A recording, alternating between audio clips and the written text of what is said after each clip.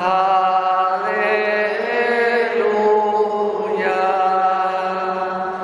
El Señor esté con vosotros. Lectura del Santo Evangelio según San Marcos.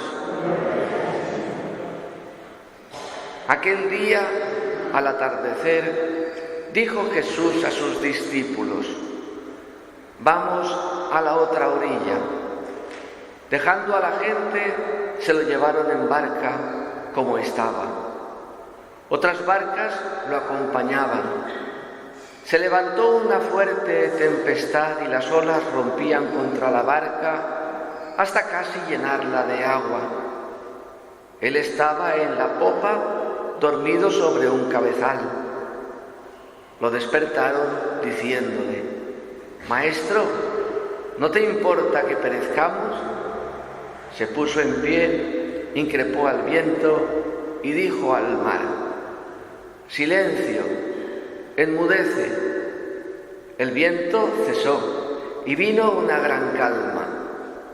Él les dijo: ¿por qué tenéis miedo? ¿Aún no tenéis fe?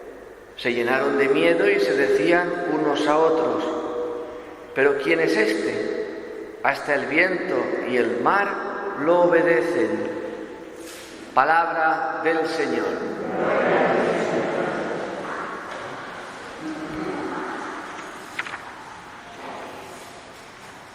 Buenos días, hermanos. Se levantó una gran tormenta. El Señor habló a Job desde la tormenta. Y menuda tormenta hemos tenido esta noche, Parecía que esto era el diluvio. A las 6 de la mañana me he despertado yo también. Un agua. Digo, bueno, mañana iremos en barca dentro de la iglesia. Pero bueno, todo bien, perfecto. Y entonces, ya la primera lectura, el libro del Job, que habla también un poco para que entendamos acerca de la retribución, para ayudarnos a entender esto, La retribución es que el que hace el bien le van bien las cosas, el que hace el mal le van mal las cosas. Porque como Dios es bueno, al que hace el bien, Dios le premia con el bien, al que hace el mal, Dios le premia con el mal. Pues no es así, no es así. Según la teología bíblica no es así. Según el que se acerca a conocer a Dios tampoco es así. Y Job nos habla de esa realidad que no es así. ¿Por qué? Porque Job es una persona aparentemente buena, lo que podríamos llamar nosotros bueno. Este hombre es un santo, se preocupa de las cosas de Dios, hace su vida según los criterios y las enseñanzas de Dios, según la doctrina, todo. Pero al final, pues no, Dios, por decir así, le retira la salud, le retira los bienes, para hacer ver al demonio, a Satanás, que se acerca a Dios a preguntarle y a decirle, y entonces Dios permite que Job pase por un sinfín de calamidades. Y al final de todas esas calamidades, pues lo que entiende Job es que, aunque le vaya la vida mal, él no dejará de bendecir, de confiar y de esperar en Dios. Job era una persona muy rica, tenía muchos bienes, muchas bestias, animales, etcétera, hijos, casa, tierras, tenía de todo en abundancia, estaba súper bendecido. Y en un momento dado Dios permite que todo desaparezca, hasta la calidad de vida, hasta la salud. Y entonces se acercan unos amigos a decirle, a hablar con él, a ver qué ha pasado, que es intentar poner un poco de luz en el corazón de Job y en el corazón de ellos. Y entonces, oye, examínate, algo has tenido que hacer mal para que Dios permita todo este sufrimiento. Y dice, no, yo no he hecho nada malo, no tengo conciencia de haber hecho nada malo. Pues fíjate, busca. Dice que no tengo nada que buscar. Y entonces ellos le dicen que no, que para aquí, que para allá. que si Dios es bueno y trata bien a la gente, ¿no? Y a él le está yendo la cosa mal, es que algo ha hecho, y que no. Y entonces llega momentos que Job habla con Dios y se carea con Dios y le pide explicaciones a Dios. Y Dios le habla y dice aquí, el Señor habló a Job desde la tormenta, esa tormenta que estaba pasando por la vida de Job. Y entonces Job al final lo entiende y no cuestiona a Dios, no hace una interrogación para poner a Dios entre la espada y la pared. Al final Dios toca a Job y el corazón de Job descansa. No solo el corazón, no solo la inteligencia, sino también la voluntad. Se une y hace de Dios y recibe de Dios lo que tiene en su vida. Y Dios dice, desnudo salí del vientre de mi madre y desnudo volveré a él. Dios me lo dio, Dios me lo quitó. Bendito sea Dios. Y al final del libro de Job dice, antes te conocía de oídas, ahora te han visto mis ojos. Job ha tenido una experiencia de Dios. Creía que conocía mucho a Dios, como él, sus amigos y todos aquellos religiosos que creían que a veces detrás de las desgracias está el mismo Dios castigando. No, ahora lo han conocido, ahora han reconocido lo que es Dios. Y entonces, dice aquí, Dios, oye, si yo he creado el universo, si yo he creado el firmamento, si yo he creado incluso el mar, ¿has visto el mar cómo se embravece a veces? Con las tormentas, con las corrientes, pues sí, mira, le puse una puerta, le puse nubes por mantillas, pañales, le establecí un límite, le puse unas puertas y unos cerrojos y le dije, hasta aquí llegarás y de aquí no pasarás. ¿Te crees tú que ahora lo que te sucede a ti, yo soy ajeno? No, tranquilo, confía, espera y verás la gloria de Dios. Dice el Salmo 36, no sufras por los malvados, no envidies al que obra el mal, se secará como la hierba. A veces nosotros que rezamos tanto, que venimos tanto a misa y las cosas no nos van bien, y sin embargo vemos a otros, ¿no?, que ni rezan, ni van a misa, que tú a veces crees o yo creo que no se portan como se tienen que portar y la vida les sonríe.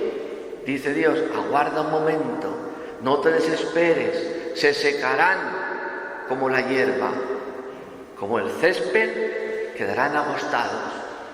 Entonces a nosotros Dios nos invita a otra cosa, a vivir una novedad, la que decía San Pablo, el amor de Cristo nos apremia, nos empuja, nos lanza. ¿Has conocido el amor de Cristo? ¿Has conocido el amor de Dios? ¿Cuánto Dios te ha amado a ti? ¿Hasta qué punto Dios se ha quitado lo propio para dártelo a ti?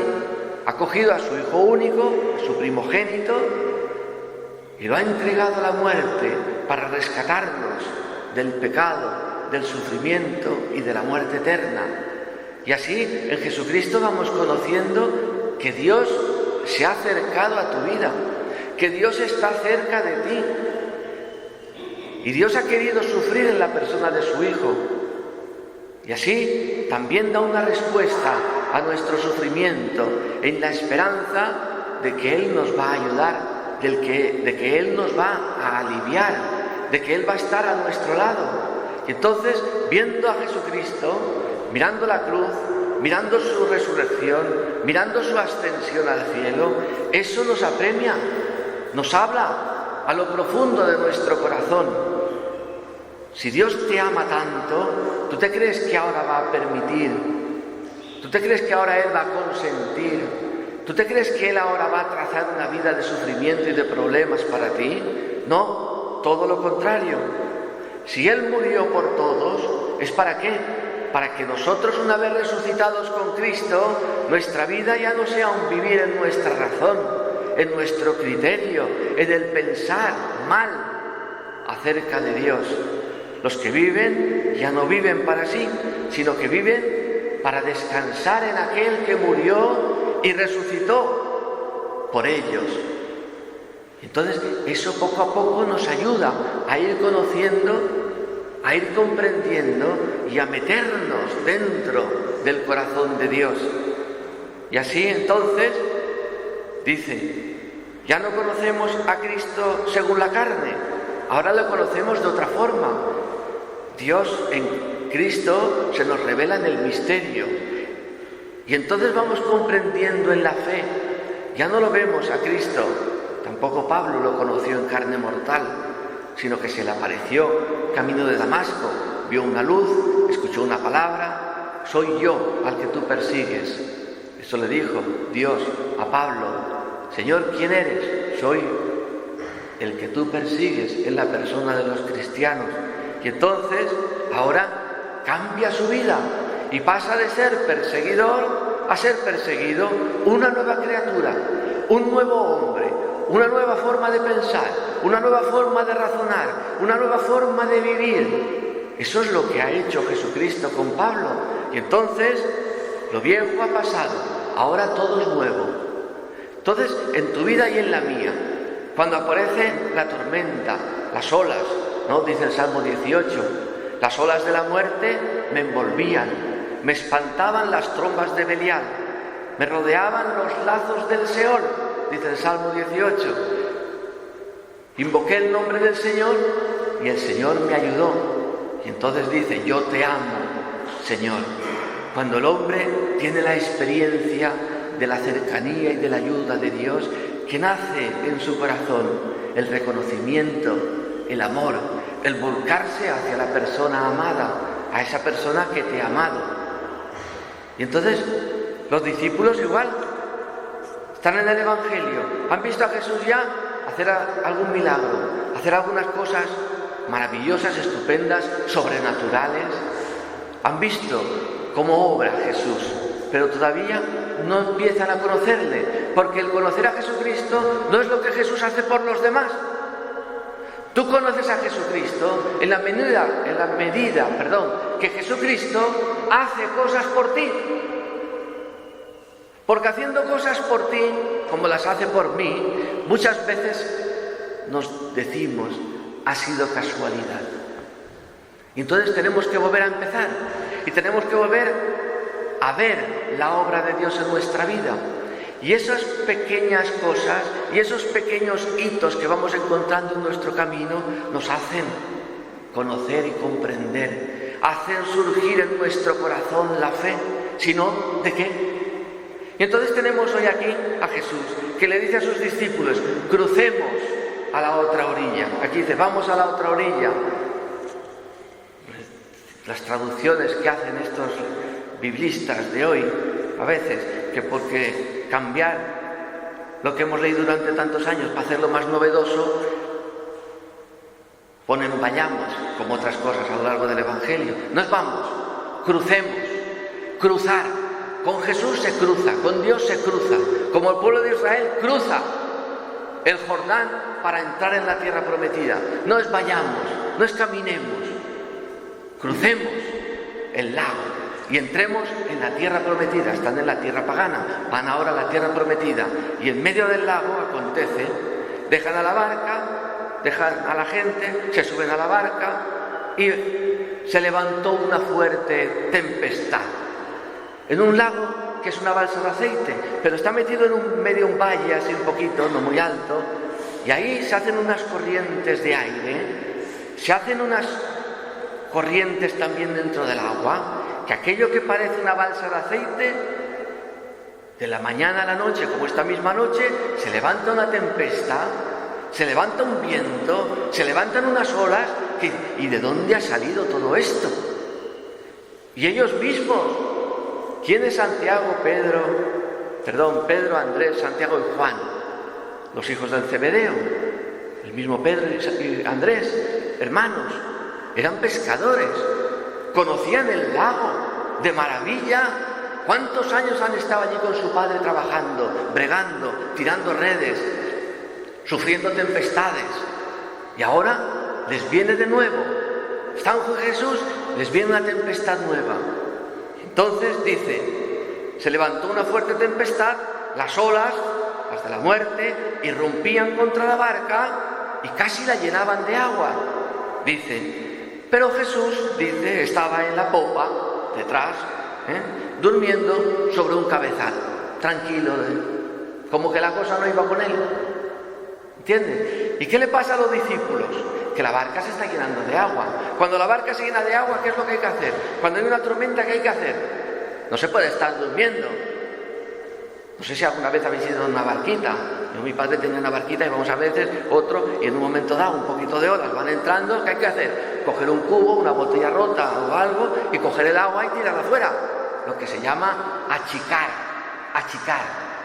Si el barco es grande hay unas bombas de achique por si entra agua, pero si no es grande, coge un cubo y tira el agua afuera, y coge el agua y tira el agua, y aquí están todos los discípulos ahí achicando agua, sacando agua de la barca para que la barca no se hunda, y Jesús ahí como un pasmarote dormido, como una marmota que no se entera de nada. Maestro, espabila, que no te importa que nos muramos, coge un cubo, echa el agua afuera, haz algo, ayúdanos, no te quedes ahí como que no sabes qué hacer, como que no sabes que no sé qué. Es verdad que eres carpintero, que tú esto no lo dominas bien, pero tú no ves que estamos haciendo esto, ponte tú también un momento, muévete. Eso es lo que sale, esa es la respuesta lógica y corriente, pedirle al Maestro que haga lo que nosotros estamos haciendo para salvar la vida. Jesús no les dice nada. Se puso en pie, increpó al viento y le habló al mar. Se puso en pie, increpó al viento y habló al mar. No hizo lo que ellos esperaban, hizo otra cosa. ¿Y entonces qué pasó? Dijo, silencio, calla, enmudece. Y el viento cesó. Vino una gran bonanza y todo. ¿Jesús ha hecho otra cosa distinta de la que esperaban los discípulos? Seguramente. Anda, los discípulos no pensaban que Jesús podría hacer esto. Y Jesús les dice, ¿pero por qué tenéis miedo? ¿Se va a hundir la barca? ¿Nos vamos a ahogar? ¿Va a pasar cualquier cosa? ¿Pero por qué tenéis miedo? ¿No estoy yo aquí? ¿Aún no tenéis fe? Oye, ¿han tenido relación con Jesús? ¿Han visto lo que Jesús ha hecho por los demás? Pero a veces dicen, ¿será que puede hacerlo por mí? ¿Será que Jesús puede hacer por mí algo? ¿O Jesús hace cosas que quedan fuera de tu vida, en otro ambiente? Y entonces dice, se llenaron de miedo y se decían unos a otros, ¿pero quién es este?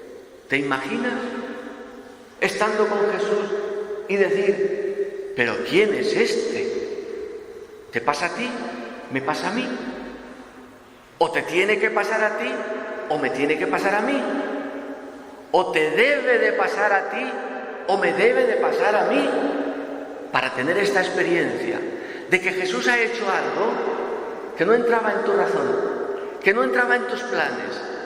Estos han criticado a Jesús, le han dicho a Jesús más o menos lo que tenía que hacer, pero Jesús no ha entrado en el juego, no ha entrado en su dialéctica, no ha entrado en lo que ellos le decían, ha entrado en otra cosa. Y entonces todo ha cambiado, hasta el corazón de los discípulos, hasta la mente de los discípulos, hasta el pensamiento de quién es Jesús ha cambiado. Entonces tú y yo, cuando pasamos por la tormenta, cuando nuestra vida se marea un poco, se menea como un barco, tranquilo, tranquilo. Jesús puede decir, silencio, enmudece, y sosegar tu corazón, y hacer descansar a tu corazón en su amor. Por eso, hermanos, que también nosotros podamos exclamar, hasta el viento y el mar le obedecen. Oye, le he pedido esto al Señor y el Señor me lo ha concedido, me lo ha dado. Quizá no era lo que yo pensaba, lo que yo creía o lo que yo esperaba. Me ha dado algo mucho mejor. Me ha dado algo mucho mejor. No tengas prisa, no te agobies, no te pongas en ansias, sino descansa. El Señor es mi pastor, Él va delante. El Señor es el capitán o el almirante del barco. No va a naufragar, porque el último en abandonar el barco es el que manda del barco. Pidámosle al Señor que nos ayude a descansar en su amor, que nos ayude a tener esta experiencia en lo que no entendemos, para poder comprender cuánto Dios nos ama, cuánto Dios se desvive por nosotros en la persona de Jesús. Que así sea.